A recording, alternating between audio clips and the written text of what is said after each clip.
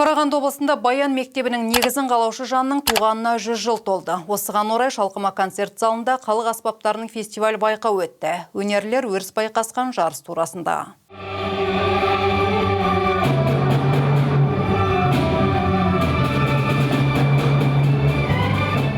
Мұндай шара облыстық деңгейде алғаш рет өтіп отыр. Оған әр буын түлектермен қатар мамандандырылған мектеп-интернаты мен қазіргі өнер колледжі музыка мектебінің оқушылары қатысты. Бүгінгі жиналып отырған жиын бұл Қалапаниннің 100 жылдық мерейтойына арналған фестиваль конкурс халық аспаптар. Жалпы бұл конкурсқа көптеген адамдар келіп жатыр, қонақтар, өзге ұлт өкілдері де келіп жатыр.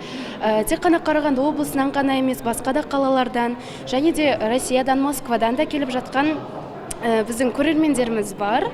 Қалапайнинді еске алу кешінде 12 топ өнер көрсетті. Оның ішінде Василий Алексеевичтің оқушылары да бар. Айта кету керек, Қалапайниннің тәлімгерлігінен өткен әрбір музыкант кіші сахнадан бастап үлкен жетістікке жеткендер. Осы кеште ұстаздар жайлы жылы лебіздерін жеткізіп, ескіні есіркегендердің қатарында Виталий Ифанов та бар. Как я не мог не приехать. Мен бұл өлкеге қалай келмеймін? Біріншіден, бұл менің туып өскен өлкем. Мен бұл концертте туынды орындауға қуана келсемін.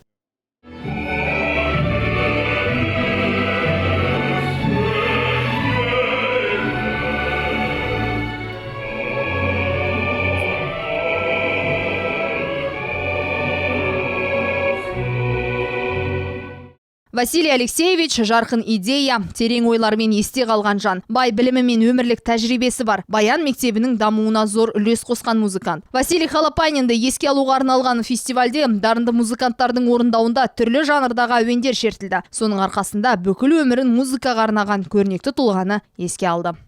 Ақсәуле Еділқызы, Серік Тоғаев, Николай Шевелев, 5-ші арна.